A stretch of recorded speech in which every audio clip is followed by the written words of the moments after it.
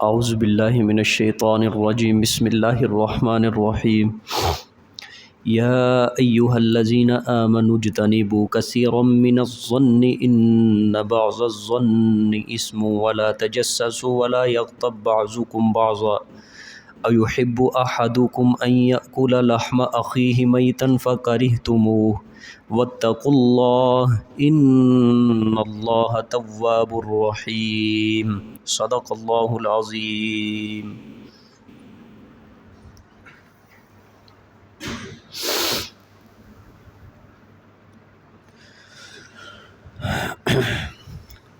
گزشتہ آیت میں اللہ پاک نے پانچواں قانون ذکر فرمایا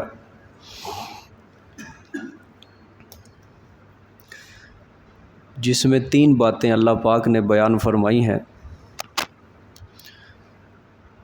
کہ کوئی مرد کسی دوسرے مرد کا مذاق نہ اڑائے، کوئی عورت کسی دوسری عورت کا مذاق نہ اڑائے، تسخیر نہ کرے۔ ہو سکتا ہے کہ وہ اپنے ایمان اور عمل صالح کی وجہ سے اللہ کے ہاں مقبول ہوں۔ پھر دوسری شک یہ بیان فرمائی وَلَا تَلْمِزُوا أَنفُسَكُمْ، کسی کے عیب نہ نکالو، تانا نہ دو کسی کو۔ پھر فرمایا وَلَا تَنَابَزُوا بِالْأَلْقَابِ، نہ کسی کو برے لقب سے یاد کیا کرو، اس سے بھی اللہ پاک نے منع فرمایا، کیونکہ آگے اس کی وجہ بیان فرمائی بئس الاسم الفسوق بعد الایمان، کہ ایمان کے بعد یہ ایک برا ہے فسق، کہ اس میں اللہ پاک بیان فرمانا چاہتے ہیں کہ ایمان انسان نے جب قبول کر لیا تو اب اگر وہ کسی کو برے لقب سے پکارے گا اور وہ لقب ایسا ہے جو اس کو فسق تک پہنچا دیتا ہے تو یہ بہت برا کام ہے۔ کیا ہے؟ بہت برا کام ہے، بئس الاسم الفسوق۔ ٹھیک ہے جی، دیکھو ایک بندے نے ایمان قبول کر لیا، ایمان قبول کرنے کے بعد اگر وہ کسی دوسرے مسلمان کو برائی کے لقب سے یاد کرتا ہے، کوئی برا لقب دیتا ہے اور وہ برا لقب جو ہے وہ کہنے والے کو فسق تک پہنچا دیتا ہے۔ فسق کسے کہتے ہیں؟ بدکاری، گناہ کبیرہ۔ فسق کس کو کہتے ہیں؟ گناہ کبیرہ کو، بدکاری کو، جو بڑا گناہ ہوتا ہے، اس درجے تک اس کو پہنچا دیا تو اللہ پاک نے فرمایا یہ بہت بری بات ہے۔ مذمت بیان کی اللہ پاک نے، فرمایا ایسے انسان کو توبہ کرنی چاہیے۔ اگر وہ وَمَن لَّمْ يَتُبْ توبہ نہیں کرے گا تو فَأُولَٰئِکَ هُمُ الظَّالِمُونَ، کیا ہوگا؟ وہ ظلم کرنے والا ہوگا۔ بہت سخت بات اللہ پاک نے بیان فرمائی ہے کہ اگر کسی کو برا لقب سے بلاؤ گے تو تمہیں فسق تک پہنچا دے گا، ایک گناہ کبیرہ کے تم مرتکب بن جاؤ گے۔ تو اللہ نے فرمایا اس سے توبہ کرنا تمہارے لیے کیا ہوگا؟ ضروری ہوگا۔ نیز اس میں ایک اور بھی تفسیر بیان کی گئی ہے وَلَا تَنَابَزُوا بِالْأَلْقَابِ کے اندر، کہ کسی کو برے لقب سے یاد نہ کرو۔ یہ تفسیر جو ہے عبداللہ ابن عباس رضی اللہ تعالیٰ عنہ سے نقل کی گئی ہے۔ فرمایا کسی شخص نے کوئی گناہ کیا یا کوئی برا عمل کیا، پھر اس نے اس گناہ سے، برے عمل سے توبہ کر لی، اس کے بعد اس کو اس برے عمل سے یاد کرنا۔ ٹھیک ہے، مثلا چور ہے، اس نے چوری کی لیکن اس نے چوری سے کیا کر لی ہے؟ توبہ کر لی ہے۔ زانی نے زنا سے توبہ کر لی ہے۔ ٹھیک ہے، شراب خور نے شراب سے توبہ کر لی ہے۔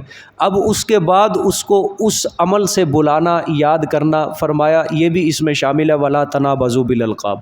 دیکھو ایک بندے نے شراب پی، اس نے توبہ کر لی، اس کو کہنا ہوئے شرابی، لقب ہے نا، وہ بھی لقب بن گیا۔ کسی بندے نے اللہ معاف کرے 100 بار بجائے زنا کر لیا، زنا سے اس نے توبہ کر لی، بعد میں پھر اس کو کہنا زانی، لقب ہے۔ تو فرمایا کہ یہ ایسے القابات سے بالکل نہیں بلانا آپ نے۔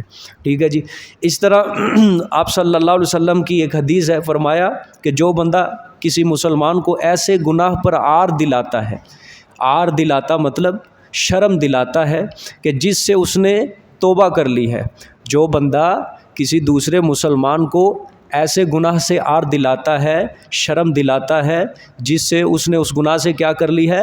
سچی توبہ کر لی ہے، تو فرمایا آپ صلی اللہ علیہ وسلم نے اللہ نے اپنے ذمے لے لیا ہے کہ اس کو اسی گناہ کے اندر مبتلا کر کے اللہ اس کو دنیا اور آخرت میں رسوا کر دے گا۔ اللہ پاک محفوظ فرمائے سب کو۔ اس لیے کہتے ہیں زبانوں کی حفاظت کیا کرو، اس لیے کیا کہتے ہیں زبانوں کی کیا کرو؟ حفاظت کیا کرو۔ خدا را اس ٹکڑے کو ضائع بول کے فضول باتوں کے اندر صرف کر کے انسان خود اپنے لیے جہنم خریدتا ہے، ٹھیک ہے۔ آپ صلی اللہ علیہ وسلم کی حدیث ہے، انسان حیران ہو جاتا ہے کہ 70 سال انسان عبادت کر کے جنت کے بالکل دروازے تک پہنچ جاتا ہے، لیکن اچانک وہ اپنی زبان سے ایسا برا لفظ بولتا ہے کہ اس کو 70 سال کی مسافت سے دور کھڈے میں پھینک دیتا ہے جا کے۔ وہ آپ ذرا غور فرمائیں، ایک لفظ زبان سے برا نکلا، اس کی 70 سال کی جو باتیں ساری ختم، اور اس کو بہت زیادہ دور 70 سال کی مسافت کے اوپر جا کے پھینک دیتی ہے اس کو، ٹھیک ہے کہ نہیں؟ تو جس بندے نے گناہ سے توبہ کر لی ہے، دوبارہ اس کو اس کے اوپر آر دلانا، شرم دلانا، یہ گناہ ہے۔ اور آپ صلی اللہ علیہ وسلم نے فرمایا اللہ پھر اپنے ذمے لے لیتا ہے۔ ذمے سے کیا مراد؟ اللہ پھر وعدہ کر لیتا ہے تو نے اب میرے بندے کو شرم دلائی، حالانکہ اس نے گناہ سے توبہ کر لی ہے، اس نے گناہ سے معافی مانگ لی ہے، تو کون ہوتا ہے اب اس کو شرم دلانے والا؟ میرا اور میرے بندے کا معاملہ تھا، تو کون ہوتا ہے اس کو شرم دلانے والا؟ سمجھ آئیے؟ اللہ پھر وعدہ کرتا ہے اب میں تجھ سے وعدہ کرتا ہوں میں اس وقت تک تجھے موت نہیں دوں گا جب تک تجھے اسی گناہ میں مبتلا کر کے دنیا اور آخرت میں رسوا نہیں کروں گا، دنیا میں بھی اور آخرت میں بھی، دونوں کا اللہ نے وعدہ لیا۔ پھر اللہ پاک ہم سب کو محفوظ فرمائے۔ اب جہاں سے آج کا سبق شروع ہوا ہے، یا ایھا الذین آمنوا اجتنبوا کثیرا من الظن، اس آیت میں بھی اللہ پاک نے آداب معاشرت کے متعلق کی احکامات سکھائے ہیں۔ کس کے متعلق ہیں؟ آداب معاشرت کے متعلق۔ اس میں بھی اللہ 3 چیزوں کو حرام قرار دے گا۔ کتنی چیزوں کو؟ اور یہ 3 چیزیں پھر ایسی ہی ہیں کہ ہر انسان اس کے اندر مبتلا ہے، ہر انسان اس گناہ کی زد میں آیا ہوا ہے۔ کل کی 3 چیزیں وہ ذہن میں رکھنی ہے آپ نے۔ کسی کا مذاق اڑانا حرام ہے، کسی کے اوپر عیب لگانا، تانا دینا حرام ہے، اور کسی کو برے نام سے بلانا کیا ہے؟ حرام ہے، ٹھیک ہے؟ یہ 3 چیزیں یاد رکھنی ہے۔ اور آج بھی اللہ اس آیت میں 3 شقیں بیان فرمائیں گے، 3 چیزیں، 3 گناہ بیان فرمائیں گے۔ اللہ پاک فرمائیں گے یہ 3 چیزیں مسلمانوں تمہارے لیے حرام ہے۔ اور کن کو خطاب ہے؟ دیکھو، یا ایھا الذین آمنوا سے خطاب ہے، ایمان والوں کو خطاب ہے۔ ذرا غور سے سمجھنی ہے، اور ہر انسان ذرا اپنا جائزہ لے کہ ہم کس سطح کے اوپر ہیں، ہم کس سٹیج کے اوپر آ کر اب ہم سانس لے رہے ہیں کہ ہماری زبانیں، ہمارے دماغ، ہمارے دلوں کے اندر ہر وقت کیا سوچیں چل رہی ہوتی ہیں، اور وہ سوچ کر ہی ہم نے اپنے آپ کو، وہ سوچ ہی دماغ کے اندر، دل کے اندر لا کے اپنے آپ کو کہیں گناہ کے اندر تو نہیں ملوث کر دیے۔ ایک ہوتا ہے زبان سے گناہ، ٹھیک ہے؟ زبان سے گناہ کہ انسان بولتا ہے، کان سے گناہ انسان سنتا ہے، آنکھ کا گناہ انسان دیکھتا ہے۔ اب باتیں آئیں گی جو انسان کے دماغ سے، دل سے تعلق رکھتی ہیں، پھر انسان اس کو اپنے اعضائے جوارح کے اوپر لے کر آتا ہے۔ اللہ جڑ کو بیان کریں گے، ٹھیک ہے؟ 3 چیزیں اللہ پاک کی آیت کے اندر حرام قرار دیں گے۔ کتنی چیزیں ہیں جی؟ 3 چیزیں۔ پہلی چیز ہے ظن۔ کیا ہے؟ ظن۔ کیا مطلب ظن کا؟ گمان۔ کیا مطلب ہے؟ عربی میں ظن کہا جاتا ہے، اردو میں گمان کہا جاتا ہے، خیال بھی کہا جاتا ہے۔ ظن، جس طرح آپ کہتے ہیں حسن ظن، میں فلانے بندے کے بارے میں کیا رکھتا ہوں؟ حسن ظن، میں فلانے بندے کے بارے میں ایک اچھا گمان رکھتا ہوں، مطلب حسن ظن رکھتا ہوں، ٹھیک ہے؟ یا میں فلانے بندے کے بارے میں بدگمانی رکھتا ہوں۔ حسن ظن، بدگمانی، دونوں لفظ کیا ہے؟ یہ متضاد۔ حسن ظن اس کا متضاد بدگمانی. بات سمجھ میں آ گئی؟ ظن پہلی چیز. دوسری چیز تجسس. دوسری چیز کیا ہے؟ تجسس، جاسوسی کرنا. تیسری چیز غیبت. تیسری چیز کیا ہے؟ غیبت. کتنی ہوگی جی یہ؟ ہاں پہلی چیز کیا ہے جی؟ بولو سارے. ظن. دوسری چیز کیا ہے؟ تجسس. تیسری چیز کیا ہے؟ غیبت. ٹھیک ہے جی. اب دیکھو آیت کے اندر دیکھیں، انگلی رکھنی ہے، ترجمہ غور سے. یا ایھا الذین آمنو، اے وہ لوگوں جو ایمان لائے، اجتنبوا کثیرا من الظن، بچو تم، کثیرا من الظن، بہت سارے گمانوں سے. کثیرا من الظن، بہت سارے گمانوں سے. ان بعض الظن اسم، بے شک بعض گمان گناہ ہوتے ہیں. بعض گمان کیا ہوتے ہیں؟ اب دیکھو یہ دل اور دماغ سے تعلق ہے جی اس کا، کہ انسان اپنے دماغ اور دل میں کوئی گمان بدگمانی رکھ رہا ہے، اللہ فرماتا ہے وہ بھی گناہ ہے. یہاں پہ بول سے تعلق نہیں ہے، ٹھیک ہے، یہاں پہ اعضائے جوارح سے تعلق نہیں ہے، یہاں پہ دل اور دماغ سے تعلق ہے. اللہ نے فرمایا کہ اے وہ لوگوں جو ایمان لائے، بچو بہت سارے گمانوں سے، بے شک بعض گمان کیا ہیں؟ گناہ. یہ پہلی شک ہے جی آیت کے اندر، جس چیز کو اللہ حرام قرار دے رہے ہیں. دیکھو اب تفصیل سے بات میری سمجھنی ہے، غور سے بالکل اپنی نظریں، اپنے دماغ اور دل بالکل میری طرف متوجہ کر دیں. پہلی چیز اللہ فرما رہے ہیں گمان غالب.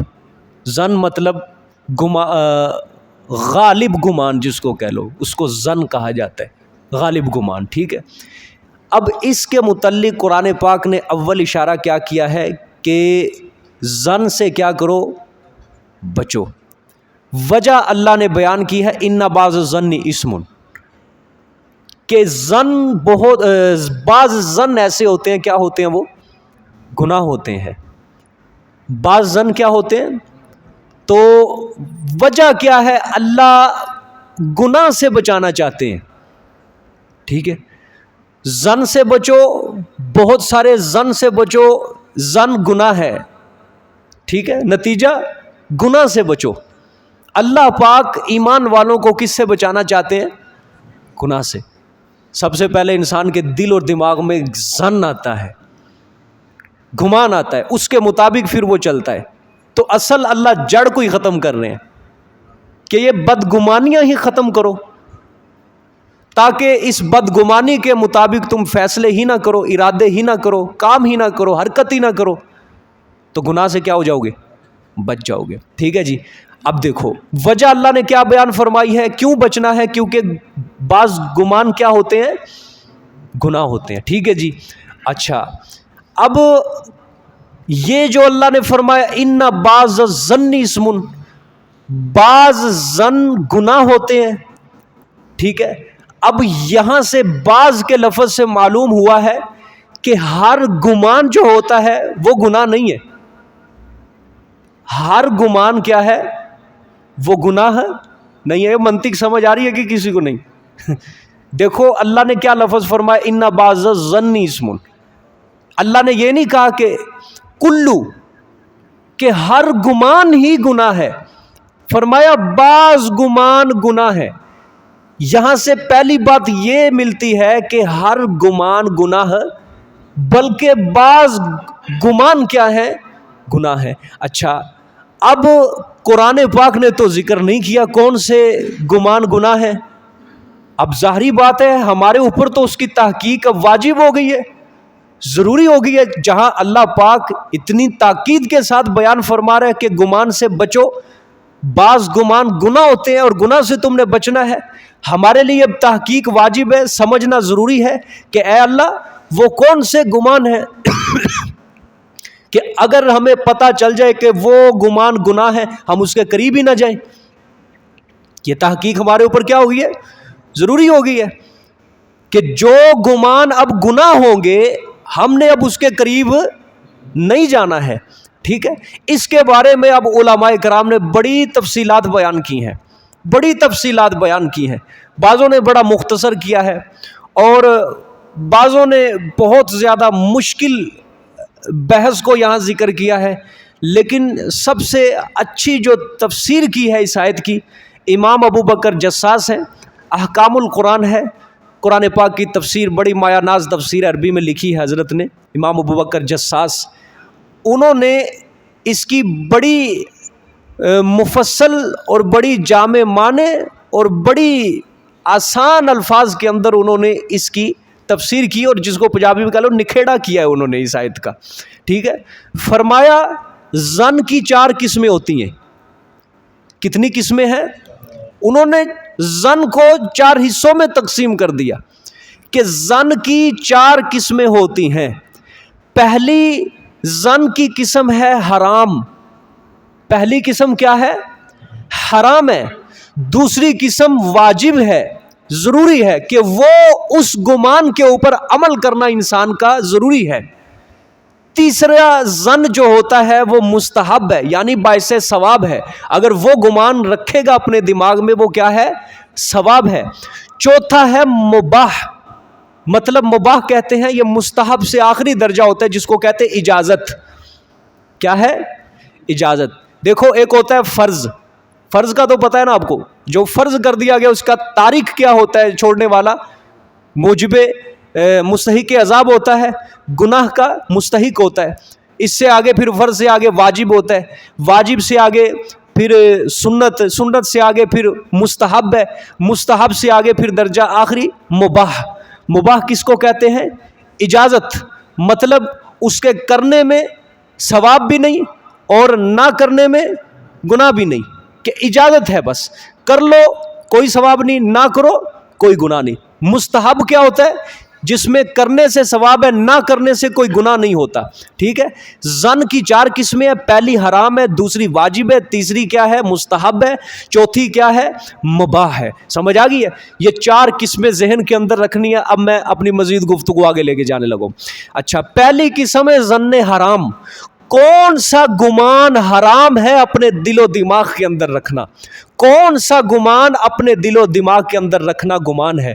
علماء فرماتے ہیں کہ اللہ کے ساتھ بدگمانی رکھنا دل میں، یہ حرام ہے۔ اللہ کے ساتھ بدگمانی رکھنا کیا ہے؟ حرام ہے۔ اب دیکھو اللہ کے ساتھ بدگمانی کیا ہے؟ کون بندہ ہے جو اللہ کے ساتھ بدگمانی کرے؟ کیا ہے یہ؟ وہ بدگمانی ہے کہ جب انسان مشکلات کے اندر پھنس کے اپنے آپ کو کہتا ہے کہ لگتا ہے اللہ مجھے اب مصیبت کے اندر ہی رکھے گا، اللہ مجھے کس میں رکھے گا؟ مصیبت میں رکھے گا۔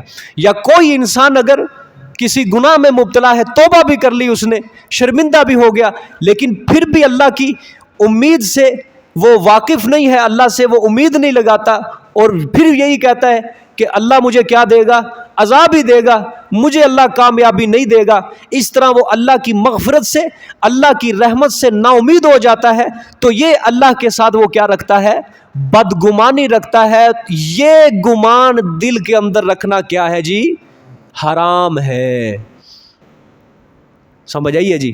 اپنے چاروں جانب نظر دوڑاؤ، جو لوگ اپنی زبانوں سے گندے گندے اللہ کے متعلق شکوے کرتے ہیں، جو لوگ کہتے ہیں خدا نے ہماری قسمت میں صرف مصیبت کو لکھا ہے، خدا نے ہماری قسمت میں صرف مشکلات ہی رکھی ہیں، ہم نے اپنی زندگی میں کبھی خوشی نہیں دیکھی، ہم نے اپنی زندگی کے اندر ہمیشہ تنگیاں ہی دیکھی ہیں، ہم نے اپنی زندگی کے اندر صرف جب سے آنکھ کھولی ہے مصیبتیں ہی مصیبتیں دیکھتے آ رہے ہیں۔ یہ پھر وہ آخر میں آگے جملہ کیا کہتا ہے؟ رب نے سانو چھڈ ہی دیتا، اللہ نے ہم سے نظریں ہٹا دی ہیں۔ اب یہ کیا ہے؟ اللہ سے بدگمانی ہے۔ ایک تو اس کی دنیا برباد ہوئی، دوسرا جو اس کے پاس سب سے بڑی دولت تھی ایمان، اس کا وہ بھی کیا ہو گیا ہے؟ برباد ہو گیا ہے۔ دونوں چیزیں اس کی کیا ہو گئی ہیں؟ اب برباد ہو گئی ہیں۔ قرآن اس کو کہتا ہے ذالک هو الخسران المبین، کہ سب سے بڑا انسان کے لیے جو واضح خسارہ ہے وہ یہی ہے کہ جس کو دنیا بھی نہیں ملی اور جس کو آخرت بھی نہیں ملی۔ سمجھ آ گئی جی؟ اللہ کے ساتھ بدگمانی رکھنا کیا ہے جی؟ بولو سارے، گناہ ہے، ٹھیک ہے۔ حضرت جابر رضی اللہ تعالیٰ عنہ سے روایت ہے، فرمایا آپ صلی اللہ علیہ وسلم نے فرمایا تم میں سے کسی کو اس کے بغیر موت نہیں آنی چاہیے کہ وہ اللہ سے اچھا گمان رکھے. اللہ سے کیا رکھے؟ اچھا گمان رکھے. ٹھیک ہے. تم میں سے کسی کو اس وقت تک موت نہیں آنی چاہیے کہ جب تک وہ اللہ سے کیا نہ رکھے؟ اچھا گمان رکھے. جب وہ اللہ سے اچھا گمان رکھے گا تب اس کو کیا آنی چاہیے؟ موت آنی چاہیے. اگر اس کا گمان یہ ہوا کہ میرا حساب کتاب ٹھیک نہیں ہوگا, میری بخشش نہیں ہوگی, دنیا کے اندر بھی میں دھکے کھاتا رہا ہوں, آخرت کے اندر بھی دھکے کھاؤں گا, تو اللہ کے رسول نے فرمایا پھر ایسی حالت میں موت نہیں آنی چاہیے. لیکن اگر آ گئی تو پھر کیا ہوگا؟ قبر بھی کالی ہو جائے گی, میدان حشر کے اندر بھی منہ اس کا کالا ہوگا, اور جہنم کا عذاب بھگتنے کے لیے وہ کیا ہو جائے؟ تیار ہو جائے. انسان کمزور دل ہے. قرآن خود کہتا ہے خلق الانسان ضعیفا, کہ انسان کو کمزور پیدا کیا گیا ہے. پیدا اس کو کمزور کیا گیا ہے, لیکن حوصلہ یہ اپنا گرا دیتا ہے. حوصلہ کیا دیتا ہے؟ گرا دیتا ہے, اپنی ہمت کو پست کر دیتا ہے. کسی زندگی کے اندر دیکھ لینا آپ, کوئی بڑے سے بڑا یہ سخت دل بھی ہو, بڑے سے بڑا کوئی اپنے آپ کو سمجھنے والا, جس کو کہہ لو کہ میں بڑا آدمی ہوں, میں یہ کر دیتا ہوں, میں وہ کر دیتا ہوں, میرے سامنے کوئی چیز نہیں ٹکتی, کسی نہ کسی مقام پہ آ کے وہ بھی ڈھیری گرا دیتا ہے اپنی, کہ بس یار میری بس ہو گئی, میں نہیں اب ان کا مشکلات کا میں نہیں اب ان کا مقابلہ کر سکتا. وہ بیٹھ جاتا ہے ہاتھ کے اوپر ہاتھ رکھ کے. پھر جب ہاتھ کے اوپر ہاتھ رکھ کے امید کو چھوڑتا ہے, پھر وہ اللہ کے اوپر شروع کرتا ہے شکوے. ٹھیک ہے, اللہ کے اوپر ناراضگی شروع کرتا ہے, جہاں سے پھر اس کی دنیا تو بگڑنی تھی وہ بگڑ گئی, لیکن اس کی اب آخرت بھی کیا ہو رہی ہے. یہی تو شیطان کا حملہ ہوتا ہے کہ دنیا چلو نہیں ملی اب تجھے, اب تیرا ایمان یہ بھی خراب کروں گا میں. اور اسی چیز کا شیطان کیا کر کے آیا؟ اللہ سے وعدہ کر کے آیا کہ دنیا ملے نہ ملے میں نے ان کے ایمان کے اوپر ڈاکہ ڈال. شیطان نے یہ وعدہ نہیں کیا انسان سے, یہ وعدہ اللہ سے یہ وعدہ نہیں کیا کہ میں ان کو مال نہیں کمانے دوں گا, میں دنیا نہیں کمانے دوں گا, میں ان کو پیسہ نہیں کمانے دوں گا. یہ وعدہ نہیں کیا. شیطان نے وعدہ جو کیا ہے وہ اصل ایمان کا وعدہ کیا ہے کہ ربا جو ایمان تو ان کے دل میں رکھے گا, میں اس ایمان سے ان کا رخ پھیر کے کفر کی طرف لے کر جاؤں گا, ان کو ان کی آخرت برباد کروں گا, میں جہنم کو بھروں گا ان کو. اور ان میں سے اکثر تیرے نہیں ہوں گے, وہ کس کے ہوں گے؟ میرے. وَلَا تَجِدْ أَكْثَرَهُمْ شَاكِرِينَ, تو اکثر کو شکر گزار نہیں پائے گا. قرآن بیان کرتا ہے. اب آپ ذرا اندازہ کرو, پوری دنیا میں 7 ارب کے قریب آبادی ہے, جس میں 1.5 ارب کے قریب مسلمان ہیں, اور مسلمانوں میں سے بھی دیکھ لو اچھے اور مخلص اللہ کے نام لیوا کتنے ہوں گے, اور اس لسٹ کے اندر آیا ہم جیسے نکمبے اور نکاروں کا نام بھی شامل ہے یا نہیں ہے؟ سمجھ آئی کہ نہیں؟ تو یہ اللہ کے ساتھ بدگمانی رکھنا کیا ہے جی؟ ہاں, تو یہ انسان کو اس سے کیا کرنا چاہیے؟ بچنا چاہیے. ایک اور حدیث ہے یہاں پہ, آپ صلی اللہ علیہ وسلم نے فرمایا کہ اللہ فرماتا ہے میں اپنے بندے کے ساتھ وہی برتاؤ کرتا ہوں جو وہ میرے متعلق گمان رکھتا ہے. اللہ اکبر, غور سے, خدا کے لیے غور سے آنکھیں کھولو. میں اپنے بندے کے ساتھ وہی برتاؤ کرتا ہوں جیسا وہ میرے متعلق گمان کرتا ہے. اب میرے بندے کو اختیار ہے وہ میرے متعلق جون سا مرضی گمان رکھے. آئے کوئی ادھر, آئے کوئی میدان کے اندر کوئی فرد رکھے اپنے دماغ کی سوچ کو کسی کے سامنے کہ آج جو میرے اوپر مشکلات ہیں, پریشانیاں ہیں, کس وجہ سے ہیں؟ کہ میں نے اللہ سے کیا کیا گمان رکھے تھے, میں نے اللہ سے کیا کیا گمان رکھے تھے کہ آج یہ میرے اوپر مشکلات ٹپکی ہیں, یہ پریشانیاں ٹپکی, یہ بیماریوں نے میرے اوپر گھیراؤ کر لیا. کرے کوئی انسان چیلنج اس حدیث کو کہ نہیں جی میں نے تو اچھا گمان کیا تھا لیکن اللہ نے میرے ساتھ برا کیا ہے, کہہ کے دکھائے گا. اللہ نے فرمایا, آپ صلی اللہ علیہ وسلم نے, حدیث قدسی ہے کہ اللہ فرماتا ہے میں انسان کے ساتھ وہی معاملہ کرتا ہوں جو میرے ساتھ وہ گمان رکھتا ہے, لہٰذا میرے بندے کو اختیار ہے جس طرح مرضی گمان رکھے. ٹھیک ہے کہ نہیں؟ لہٰذا اللہ سے گمان کیا رکھنا چاہیے؟ بولو سارے, کون سا گمان رکھنا چاہیے؟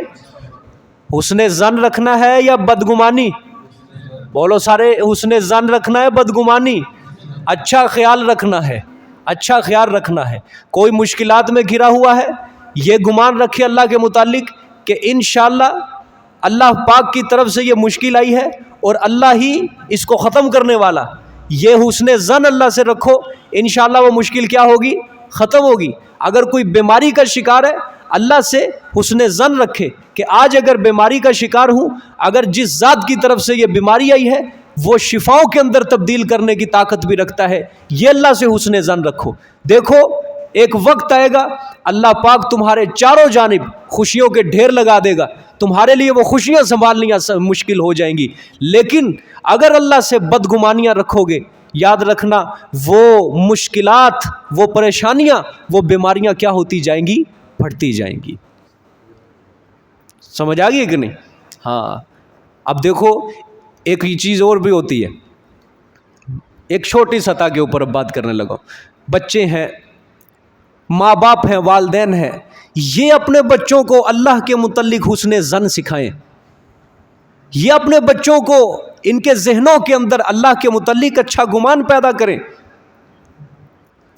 اللہ کے اوپر ان کا یقین پختہ کریں، ان کو اپنی بے بسی سامنے رکھیں اور اللہ کی طاقت کو ان کے سامنے رکھو کہ بچوں ہم نہیں کچھ کر سکتے، یہ آج تک تمہیں جو کچھ پالا گیا ہے، جو بھی تمہاری پرورش ہوئی ہے، ہمارے اللہ نے ہمیں طاقت دی ہے، ہم نے تمہیں پالا، تاکہ بچوں کا بھی اللہ کے اوپر کیا ہو؟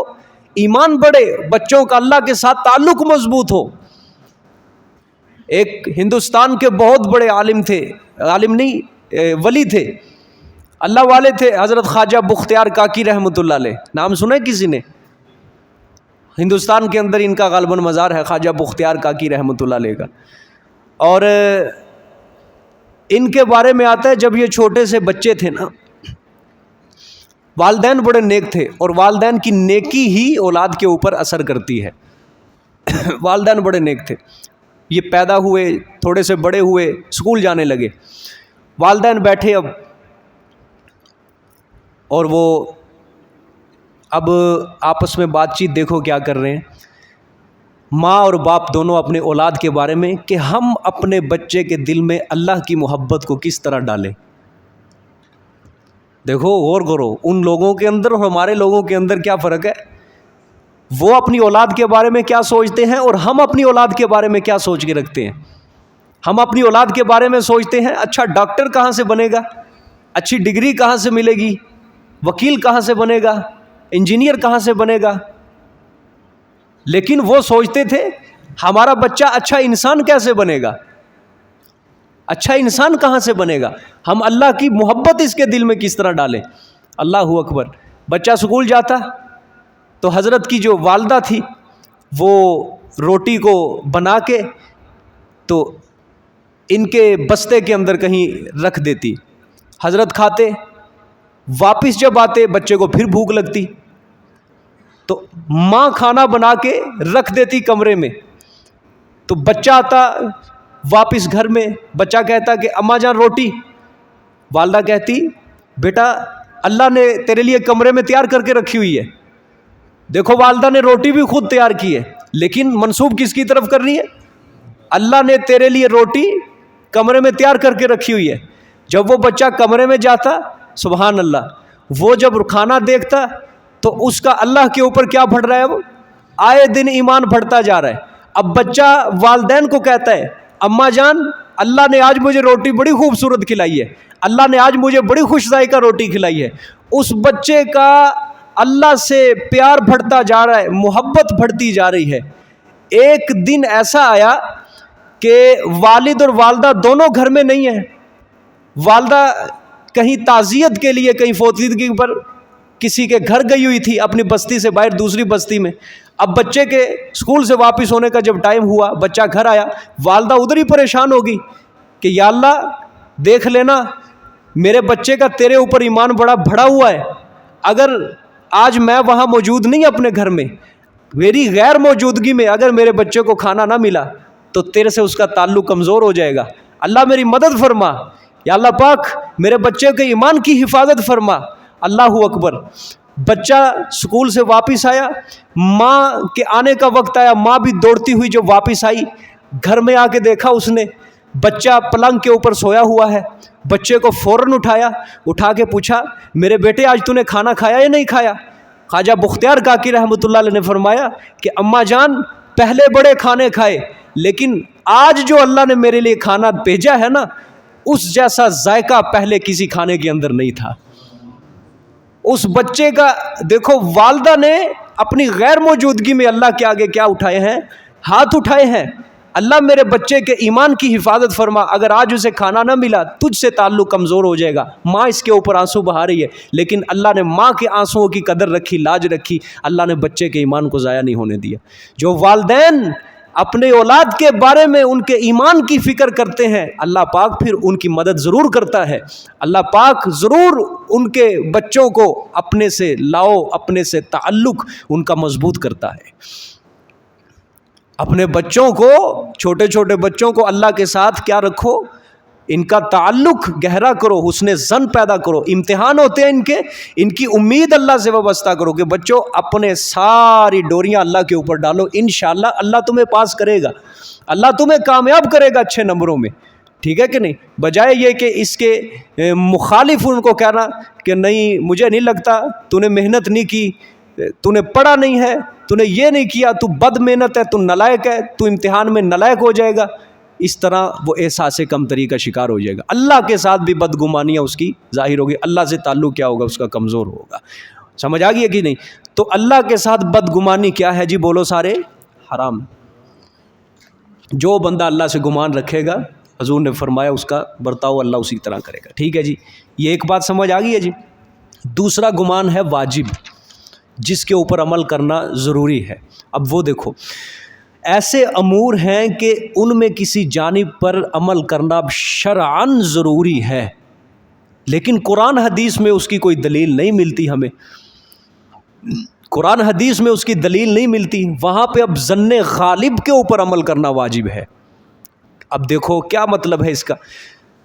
عدالتوں کے اندر مقدمہ جاتا ہے، اب مقدمہ جب عدالتوں کے اندر گیا، اب ہر مقدمے کی دلیل تو قرآن میں نہیں ملے گی، آپ کو حدیث میں بھی نہیں ملے گی۔ اب شریعت نے کیا اصول دیا ہے کہ مقدمہ وہ فیصلہ کیا جائے گا گواہوں کی گواہی پر، گواہی دیں گے، اب جج ان کی گواہی سنے گا، سکہ گواہوں کی، مضبوط گواہوں کی گواہی سنے گا، اور گواہی کے اوپر کیا کرے گا وہ؟ یہ ہے ظن۔ اگرچہ احتمال اس کے اندر بھی ہے کہ ہو سکتا ہے گواہ جھوٹ بولیں، لیکن چونکہ شریعت کی طرف سے ہمارے اوپر کیا ہے؟ اس گمان کے اوپر عمل کرنا واجب ہے۔ اب ہم گواہوں کی گواہی کے اوپر کیا کریں گے؟ فیصلہ کریں گے، یہ کیا ہے؟ اب واجب ہے۔ ایسے ظن کے اوپر عمل کرنا کیا ہوتا ہے؟ ضروری ہوتا ہے، واجب ہوتا ہے، ٹھیک ہے؟ اسی طرح تیسری چیز ہے مباح، ہاں مستحب۔ مستحب کہتے ہیں ہر مسلمان کے متعلق نیک گمان رکھنا مستحب ہے، ہر مسلمان کے متعلق اچھا گمان رکھنا اور برا گمان رکھنا ہر مسلمان کے متعلق حرام ہے۔ نیک گمان رکھنا مستحب ہے، برا گمان رکھنا حرام ہے۔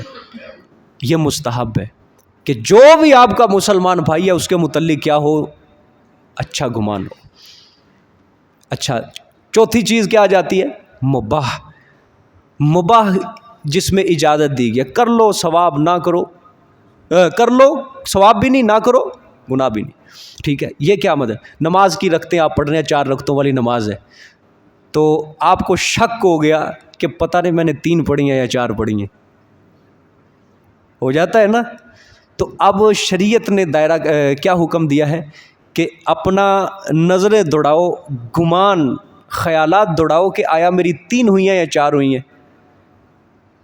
جب آپ نے اپنا گمان رکھ لیا کہ میری 3 رکعتیں ہوئی ہیں، پھر آپ چوتھی پڑھو گے، یہ اجازت ہے۔ کیا ہے؟ اگر آپ کا گمان ہے 4 ہی ہوں یا نہیں، میں 3 پڑھ لی ہیں، چوتھی میں ہوں، ٹھیک ہے، تو پھر آپ 4 ہی پڑھو۔ گمان کے اوپر شریعت نے اجازت دے دی ہے، سمجھا؟ یہ مباح ہے۔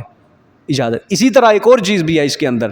کاروبار کوئی انسان کر رہا ہے, تجارت کر رہا ہے, گمان یہ رکھے کہ اگر میں تجارت کروں گا تو مجھے نفع ہوگا, اچھا خاصا مجھے نفع ہوگا, تو یہ اچھا گمان رکھنا بھی کیا ہے؟ مباح ہے, اس کی اجازت ہے. تو یہ بھی گناہ نہیں ہے. لیکن کوئی تاجر یہ تو نہیں نا سوچتا کہ مجھے اس کاروبار کے اندر کیا ملے گا, گھاٹا ہوگا, نقصان ہوگا, وہ تو نہیں سوچے گا. اب نفع نقصان یہ کس کے ہاتھ کے اندر ہے؟ اللہ کے ہاتھ کے. تو انسان جیسا سوچے گا برتاؤ پھر اس کے ساتھ وہی ہوگا. سمجھ آئیے؟ یہ ہوگی جی 4 چیزیں, بس جی بہت ہے اس کے. آگے دیکھیں دوسری چیز جو ممنوع قرار دی گئی, ولا تجسسوا, کسی کے عیب تلاش کرنا. فرمایا ولا تجسسوا, اور نہ جاسوسیاں کرو. سمجھ آئیے؟ کیا کرو؟ جاسوسیاں نہ کرو. اب دیکھو کون سی جاسوسی حلال ہے, جائز ہے, کون سی جاسوسی ناجائز ہے. اب یہ بھی شریعت نے ہمیں مقرر کر کے دی ہے بات. یعنی کسی کے عیب تلاش کرنا, سراغ لگانا, کسی مسلمان کا عیب جو ظاہر نہیں ہے, کسی مسلمان کا عیب جو ظاہر نہیں ہے, اس کی جستجو, اس کی تلاش کے اندر پڑنا, یہ ناجائز ہے. اب دیکھو میرے سامنے ہے کوئی انسان ہے, کوئی آدمی آ جاتا ہے, مجھ سے مسئلہ پوچھنے کے لیے آ جاتا ہے, میں مسئلہ بتاتا ہوں. اب میں خام خواہ اپنا وقت ضائع کروں, اس کے عیب تلاش کرنے بیٹھ جاؤں. میں کہوں کہ یار یہ بندہ کیسا ہے, اس کے بارے میں پتہ ہونا چاہیے, اس کے بارے میں جستجو ہونی چاہیے, اس کے اندر کون سے عیب پائے جاتے ہیں. وہ کوئی پھل تھوڑی ہے, کوئی سبزی تھوڑی ہے جس کی آپ عیب تلاش کرو گے. آپ کے پاس ایک بندہ ہے, سامنے ہے, جب آپ کے سامنے اس کا کوئی عیب ہے ہی نہیں تو خام خواہ کیوں پھر اس کے عیب تلاش کرتے ہو؟ ہوتی ہے نا آج ہمارے لوگوں کو عادت ہوتی ہے کہ ہر بندے کے, جس طرح کل میں نے بات کی کہ اپنے آپ کو کوئی نہیں دیکھتا. جب ہر انسان نے اپنے آپ کو دیکھنا شروع کر دیا نا کہ میں کتنا برا ہوں, تو دوسروں کے عیب تلاش کرنے کی فرصت نہیں ملے گی. ہر انسان کے اندر یہی بیماری آج ہے, یہی غلو ہے کہ وہ دوسرے انسان کے عیب تلاش کر رہا ہے, دوسرا کیسا ہے, دوسرا کیسا ہے, دوسرا کیسا. کبھی انسان دیکھے کہ میں جب صبح آنکھیں کھولتا ہوں اس وقت سے لے کر رات سونے تک میں کتنی زیادتیاں کرتا ہوں لوگوں کے ساتھ, میں کتنے جھوٹ بول رہا ہوں, میں کتنی حق تلفیاں کر رہا ہوں. تو پھر انسان سوچنے پر مجبور ہوگا کہ شاید مجھ سے برا آدمی کوئی بھی نہیں ہے. تو جب یہ انسان کے اندر عاجزی آئے گی نا تو انشاءاللہ معاشرہ ٹھیک ہو سکتا ہے. کہ اپنے عیب کو کیا کرو؟ درست کرو, اس کی اصلاح کرو. تو خام خواہ کسی کے عیب تلاش کرنا یہ کیا ہے؟ گناہ ہے, حرام ہے. حدیث کے پاک سنو اب یہاں پہ آپ صلی اللہ علیہ وسلم نے دیکھو کیا فرمایا, بڑی سخت بات ہے یہ, دلوں کو ہلا دینے والی. فرمایا آپ صلی اللہ علیہ وسلم نے فرمایا مسلمانوں کی غیبت نہ کرو, ان کے عیوب کی جستجو نہ کرو. یعنی جستجو مطلب تلاش, ان کے عیب کی تلاش نہ کرو, کیونکہ جو شخص مسلمانوں کے عیب تلاش کرتا ہے اللہ تعالیٰ اس کے عیب تلاش کرتا ہے. مثال کے طور پہ کوئی بندہ دوسرے بندے کے عیب تلاش کرے گا, وہ ذات اوپر دیکھ رہی ہے نا, وہ دیکھ رہی ہے نا کیا کر رہے ہیں یہ, زمین کے اوپر کیا چل رہا ہے. اللہ پھر اس بندے کے عیب تلاش کرتا ہے جو لوگوں کے عیب تلاش کرتا ہے. آپ نے پھر فرمایا پھر اللہ پاک اس کے عیب تلاش کر کے اس کو اس کے اپنے گھر کے اندر ہی رسوا کر دیتا ہے. اللہ کی طاقت کا انکار کر سکتا ہے کوئی؟ کرے کوئی کہ میں گھر کے اندر بیٹھا ہوں, میں نہیں رسوا ہو سکتا, میں 4 دیواری کے اندر محفوظ ہوں, مجھے 4 دیواری کے اندر کوئی ہاتھ نہیں لگا سکتا, مجھے مصیبت نہیں پہنچ سکتی, 4 دیواری کے اندر بیٹھ کے مجھے کوئی نقصان نہیں پہنچا سکتا. کوئی کر کے دکھائے, کوئی ایمان والا جس کے دل کے اندر ذرہ برابر ایمان ہے, یہ دعویٰ کر کے دکھائے کہ اللہ بھی مجھے نقصان نہیں پہنچا سکتا. تو حضور صلی اللہ علیہ وسلم نے فرمایا جو بندہ کسی دوسرے آدمی کے عیب کو تلاش کرتا ہے اللہ پھر اس کے عیب تلاش کرتا ہے, اور جب اس کے عیب تلاش ہو جاتے ہیں پھر اللہ اس کو گھر میں بیٹھے بیٹھے ہی رسوا کر دیتا ہے. سمجھ آئی؟ گھر میں بیٹھے رسوا اب یہی نہیں ہے کہ دوسروں کے سامنے عزت اس کی خراب ہو جائے, یہ بھی رسوائی ہے, بہت بڑی رسوائی. عزت سے بڑی کون سی دولت ہے انسان کے پاس؟ کہتے ہیں نا گھر دوبارہ بن جاتا ہے. چلو رات کو گھر بنانا شروع کرے انسان صبح کو بنا سکتا ہے, احتمال ہے, لیکن عزت وہ 1 سال میں نہیں, 2 سال میں نہیں, 3 میں نہیں, پوری عمر لگ جاتی ہے. اس کو پھر دوبارہ بنا ہی نہیں سکتا. لوگ کہتے ہیں نا دوبارہ عزت بنانے میں وقت نہیں بنا سکتا. دوبارہ عزت بنانے میں وقت لگتا ہے, یہ بات غلط ہے. دوبارہ عزت نہیں بنتی. جو پہلا مقام حاصل تھا نا, اللہ نے قدرتی مقام جو دیا تھا, وہ نہیں دوبارہ ملے گا. جسم کا ایک حصہ ڈیمیج ہو جائے نا, جب ایک بار, ایک تو ہوتا نا قدرت نے پورا تمہیں جسم اچھا خاصا دیا, میدا تمہیں اچھا دیا, ٹھیک ہے, لیکن ہم نے وہ گند بلا کھا کھا کے جب اپنے میدے کا بیڑا غرق کیا, ڈیمیج کر لیا, اب میدا دوبارہ اپنی اس حالت پہ نہیں آ سکتا. اسی طرح عزت ہے, جب عزت ایک بار خراب ہو جاتی ہے نا, تو دوبارہ پھر یہ اپنے اس مقام پر نہیں آ سکتی. انسان کو پھر بڑا بچ بچ کے چلنا پڑتا ہے. جب ایک انسان کا اعتماد ختم ہو گیا دوسرے انسان سے, پھر وہ دوبارہ نہیں جڑ سکتا. جو مرضی کر لو, اس کے قسمیں دے دو, اس کو وعدے دے دو, پھر اس انسان کا اعتماد اس جگہ پہ نہیں آ سکتا. تو فرمایا کہ اللہ اس کو گھر میں بیٹھے کیا کر دے گا, رسوا کر دے گا. اسی طرح تجسس کے اندر, تجسس یہ جاسوسی ہے نا, تجسس کسی کی چھپ کے باتیں سننا, سمجھ آئیے. دفتر کے اندر بیٹھا ہے نا کوئی مالک, اس کے نوکر باتیں کر رہے ہیں, چھپ کے کان لگا کے اس کی باتیں سننا, یہ کہتے ہیں میرے خلاف تو نہیں گلاں کر رہے. ہوتا ہے کہ ڈپریشن کے شکار ہوتے ہیں, ٹھیک ہے. یا نوکر ہی اب مالک کے ایک بندہ آگے بیٹھا, دیکھتے ہیں کی گلاں کر دے. تجسس, اس طرح کے تجسس کیا ہے, حرام ہے, ناجائز ہے. یا اپنے آپ کو سوتا ہوا بنا کے اپنے پاس والوں کی باتیں سننا, یہ بھی کیا ہے, تجسس ہے, ناجائز ہے یہ بھی.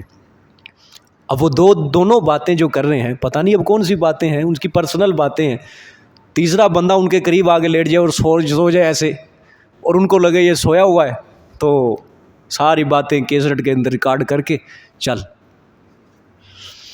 یہ کیا ہے, تجسس ہے, ناجائز ہے یہ, ٹھیک ہے. ہاں, جائز تجسس کیا ہے, کسی کی مضرت پہنچنے کا احتمال ہو, کسی سے نقصان پہنچنے کا استعمال ہو, بندے کو پتہ ہو یہ بے ایمان پہلے بھی مجھ سے اس طرح کر چکا ہے, دوبارہ پھر کرے گا, نقصان پہنچنے کا احتمال, اس کا تجسس جائز ہے, ٹھیک ہے. ثواب نہیں ہے, جائز ہے, اپنے آپ کو نقصان سے بچانا. یا اپنی یا کسی دوسرے مسلمان کی حفاظت کی غرض سے نقصان پہنچانے والے کی خفیہ تدبیروں اور ارادوں کا تجسس کرنا ہو, تب بھی جائز ہے. اپنی حفاظت کرنا ممکن ہے, یا دوسرے کی حفاظت, مسلمان کی حفاظت کرتا ہے, تو وہ جو نقصان پہنچانے والا خفیہ تدبیریں کر رہا ہے, ارادے کر رہا ہے, اس کی خفیہ تدبیروں کا تجسس بھی کیا ہے, جائز ہے, ٹھیک ہے جی. جس طرح کل میں نے بات کہی تھی نا کہ کوئی انسان شریر انسان ہے, کوئی پتہ ہے اس کے بارے میں, تو اپنی حفاظت کے لیے, دوسرے کی حفاظت کے لیے تجسس جائز ہے, ہر وقت اس کے اوپر نظر. اس کو کہتے ہیں احتیاط, اس کو تجسس نہیں کہتے, اس کو کیا کہتے ہیں, احتیاط. آپ کو پتہ ہے فلانے بندے نے مجھے ڈنگ مارنا ہے, تو آپ نے اس کے آنے جانے کا پتہ رکھنا ہے, اس کے روزمرہ زندگی کے اوپر پتہ رکھنا ہے. کسی سے نقصان پہنچنے کا احتمال ہے نا, اس کے اوپر رکھو نظر. یہ نہیں کہ خام خواہ جو بندہ بھی ریڑھی والا جا رہا ہے اس کے اوپر ہی نظر رکھو. دیکھتے ہیں یہ سبزی کتنی بیچتا ہے آج اپنی, دیکھتے ہیں چنے کی ریڑھی لگائی ہے کتنے بیچتا ہے, کتنے پیسے ہیں. یہ خام خواہ کے تجسس یہ ناجائز. لیکن اگر کسی سے نقصان پہنچنے کا آپ کو خطرہ ہے, اس کا تجسس آپ کے لیے کیا ہے, جائز ہے. شریعت نے اس کی اجازت. آپ صلی اللہ علیہ وسلم جنگ کے دوران جاسوسی کے لیے اپنے صحابہ کو بھیجتے تھے. ابو سفیان کا جو قافلہ آ رہا تھا غزوہ بدر, آپ نے اپنے صحابی کو بھیجا کہ جا دیکھ کے ابو سفیان کا قافلہ کہاں تک پہنچا ہوا ہے. جب مکہ کے اندر مسلمانوں کی اور ادھر سے کافروں کی مٹ بھیڑ ہونی تھی, جنگ ہونی تھی, آپ صلی اللہ علیہ وسلم پہلے ہی مخبر بھیجتے, جا پتہ کر کے وہ کیا تدبیریں کر رہے ہیں تاکہ ہم اپنا دفاع کر سکیں. وہاں پہ جاسوسی پھر جائز ہی نہیں, ضروری ہو جاتی ہے اپنے آپ کو بچانے کے لیے. سمجھ آ گئی, یہ دوسری چیز ہے. آگے دیکھیں, وَلَا يَغْتَبْ بَعْضُكُمْ بَعْضًا, اور نہ غیبت کرو بعض نہ غیبت کرے بعض تمہارا بعض کی, نہ غیبت کرے بعض تمہارا بعض کی. اچھا, پھر اس کو مثال کے ذریعے سمجھا. أَيُحِبُّ أَحَدُكُمْ أَن يَأْكُلَ لَحْمَ أَخِيهِ مَيْتًا فَكَرِهْتُمُوهُ, آیا خوش لگتا ہے تم میں سے کسی ایک کو یہ کہ کھائے وہ لحمہ گوشت اپنے بھائی کا, میتن مردہ, अपने मुर्दा भाई का गोश्त खाए, फ़करिह तुम, पस तुम उसको नापसंद समझते हो। ग़ीबत को ये मिसाल के ज़रिए समझाया। ठीक है, तीसरी चीज़ क्या है जी? ममनू ग़ीबत। ये तो हराम है ना ग़ीबत। ग़ीबत क्या है? किसी की ग़ीबत करना। ग़ीबत की डेफिनेशन क्या है, किसको कहते हैं ग़ीबत? अब ये भी समझने वाली बात है कि ग़ीबत होती क्या है। किसी की गैर मौजूदगी में, किसी की गैर मौजूदगी, ये कैद इसलिए लगा रहा हूँ, गैर मौजूदगी में उसके मुताल्लिक कोई ऐसी बात करना, अगर वो सुनता, जिसकी ग़ीबत की जा रही है, अगर वो सुनता उसको तकलीफ होती, अगर वो सुनता तो उसको क्या होती? तकलीफ होती, अगरचे वो बुराई उसमें मौजूद भी हो, तो इस चीज़ को क्या कहा जाता है? ग़ीबत कहा जाता है। समझ आ गई जी बात? ग़ीबत किसको कहते हैं? कि किसी की पीठ पीछे उसके मुतल्लिक ऐसी बात करना कि अगर वो सुनता उसको तकलीफ होती, अगरचे वो उसके अंदर बुराई है, वो उसके अंदर क्या है? बुराई है। देखो, ये नहीं कहना कि बुराई ना हो फिर वो करना उसकी पीठ पीछे। देखो, इसको तो बोहतान कहते हैं, इसको क्या कहते हैं? तोहमत कहते हैं। तोहमत और ग़ीबत में फ़र्क है। इस चीज़ से ग़ीबत की डेफिनेशन, तारीफ में धोखा नहीं खाना, कि ग़ीबत उसको कहा जाता है कि जो उसके अंदर बुराई नहीं है, उसके पीठ पीछे वो बुराई करना, इसको ग़ीबत कहते ही नहीं है। ग़ीबत कहते ही उसको है उसके अंदर बुराई मौजूद हो, उसकी पीठ पीछे वो बुराई करना, उसको ग़ीबत कहते हैं। लेकिन जो उसके अंदर बुराई नहीं है, वो आप खामखा उसके अंदर बुराई शुमार कर रहे हो, इसको ग़ीबत नहीं, इसको तो क्या कहते हैं? बोहतान कहते हैं, तोहमत कहते हैं। और तोहमत के अलग मसाइल हैं, लेकिन यहां बात किसकी है? ग़ीबत की, कि वो उसके अंदर बुराई मौजूद है और पीठ पीछे उसकी क्या की जा रही है? बुराई की जा रही है। तो ये इसको क्या कहा जाता है? ग़ीबत कहा जाता है। ठीक है जी। इसके मुतल्लिक फरमाया कि किसी मुसलमान की आबरू रेज़ी, तौहीन और तहकीर करना, अल्लाह ने फरमाया ऐसा है जैसे तुम अपने किसी मुर्दा भाई का क्या खा रहे हो? गोश्त खा रहे हो, तुम उसको नापसंद समझते हो। ठीक है, कोई इंसान अपने भाई का गोश्त खाना पसंद करता है? मुर्दा भाई का? तो अल्लाह ने फरमाया फिर ग़ीबत भी ना करो अपने भाई की, उसकी पीठ पीछे ग़ीबत भी ना करो। देखो, कुरान पाक है, कुरान पाक है ये। कोई शख्स ग़ीबत से अपने आप को बचा सकता हो? आज हमारी अगर आधे घंटे की अगर महफिल हो ना, उसमें 29 मिनट ग़ीबत होती है और 1 मिनट क्या है? आम बातचीत हो जाती है, आमने सामने की। 29 मिनट ग़ीबत है। 24 घंटों के अंदर 23.5 घंटे जो है ग़ीबत के अंदर है, आधा घंटा जो है वो खामोशी है बस। सो रहे हैं, ग़ीबत चल रही है, उठे हैं सुबह सुबह, ग़ीबत चल रही है, दुकान पे जा रहे हैं, कारोबार में मशगूल हैं, औरतें घरों में बैठी हैं, ग़ीबत कर रही हैं। हर बंदा ही इस गुनाह के अंदर मुलव्वस। ये तो ऐसा गुनाह है जो इंसान के साथ चिमटा हुआ है। बाज़ गुनाह ऐसे होते हैं कि फ़लानी जगह पे जाके करता है वो, बाज़ गुनाह ऐसे होते हैं जो हर वक्त इंसान से चिमटे हुए। ये ग़ीबत ऐसा गुनाह है कि जो उसके साथ क्या है? चिमटा हुआ है। बहुत मुश्किल है इससे अपने आप को बचाना। तो फरमाया ये ऐसे ही है जैसे तुम अपने मुर्दा भाई का क्या खा रहे हो? गोश्त खा रहे हो, तुम उसको नापसंद समझते हो। अल्लाह ने फरमाया फिर ग़ीबत को भी क्या समझो? नापसंद समझो। ठीक है जी। हज़रत अनस बिन मालिक रज़ी अल्लाह ताला अन्हु यहाँ रिवायत करते हैं, फरमाया कि शब मेराज में आप सल्लल्लाहु अलैहि वसल्लम का गुज़र एक कौम से हुआ। आपने देखा कि उन लोगों के जो नाखून हैं वो तांबे के हैं। किस चीज़ के हैं? तांबे के। और वो अपने रुखसारों को नोच रहे हैं, अपने जिस्मों को उन नाखूनों से क्या कर रहे हैं? नोच रहे हैं। आप सल्लल्लाहु अलैहि वसल्लम ने फरमाया, जिब्राईल अमीन अलैहिस्सलाम से पूछा ये कौन लोग हैं? जिब्राईल अलैहिस्सलाम ने अर्ज़ की, या रसूलल्लाह, ये वो लोग हैं जो अपने भाइयों की, उनकी पीठ पीछे ग़ीबत किया करते थे। क्या किया करते थे? ग़ीबत किया करते थे। यानी इतने शिद्दत का अज़ाब के ख़ुद अपने नाखूनों से क्या कर रहे हैं? अपने जिस्मों को नोच रहे हैं। फिर एक हदीस है, आपने फरमाया ग़ीबत व अशद्दु मिन ज़िना, ग़ीबत ज़िना से भी बदतर है। सहाबा हैरान हो गए कि या रसूलल्लाह, ये ग़ीबत ज़िना से बदतर ये किस तरह हो सकता है? फरमाया कि देखो, جو بندہ زنا کرے گا، زنا کر کے توبہ کر لے، اللہ اس کی توبہ قبول کر لے گا، معاف کر دے گا. لیکن غیبت ایسا گناہ ہے کہ اللہ سے اگر توبہ کرے گا اللہ معاف نہیں کرے گا. جب تک وہ بندہ اس بندے کے پاس نہیں جائے گا جس کی غیبت کی ہے، اس سے جا کے معافی مانگے کہ بابا میں نے تیری یہ فلانی برائی بیان کی، مجھے معاف کر دے، وہ جب معاف کرے گا تو پھر اللہ اس کی غیبت والا گناہ معاف کرے گا. یہ حدیث ہے کہ اس وجہ سے فرمایا غیبت زنا سے بھی بد. اب یہ مطلب نہیں کہ زنا اب کم درجے کا، زنا بھی بہت بڑا گناہ ہے. سورۃ نور کی شروع والی آیتیں اللہ پاک نے پوری حد بیان کی ہے زنا کے اوپر. اسے مطلب یہ نہیں کہ زنا ہلکا گناہ ہو گیا، وہ بھی بہت بڑا گناہ. لیکن معاف کرنے کی بنسبت آپ صلی اللہ علیہ وسلم نے بات بیان کیا کہ معاف زنا ہو جاتا ہے اللہ کر دیتا ہے، لیکن غیبت اللہ یوں ہی معاف نہیں کرتا، اس کے لیے کچھ چہل قدمی کرنی پڑتی ہے. ٹھیک ہے، جس کی غیبت کی گئی پہلے اسے معاف کروانا. ہاں علماء نے فرمایا اگر وہ بندہ مر گیا جس کی غیبت کی، اب کیا کیسے معافی مانگے؟ اس پہ بھی حدیث ہے پھر آپ صلی اللہ علیہ وسلم کی. آپ نے فرمایا جس کی غیبت کی ہے اگر وہ فوت ہو گیا تو اب اس بندے کے لیے یہ ہے کہ وہ تا حیات اس کے لیے، اس کی مغفرت کے لیے دعا کرتا رہے کہ یا اللہ مجھ سے فلانے کی غیبت ہوئی، یا اللہ اس کی مغفرت فرما، اس کو معاف کر دے، میرا گناہ بھی کیا کر دے، معاف کر دے. ٹھیک ہے جی. اس کے متعلق اب مزید مسائل غیبت کے متعلق انشاءاللہ کل بیان ہو گئے. آج کے لیے ختم کرتا ہوں، یہ آیت پوری کر لے. واتقوا اللہ، اور اللہ سے ڈرتے رہو، ان اللہ تواب الرحیم، بے شک اللہ توبہ قبول کرنے والے مہربان ہیں. جزاک اللہ.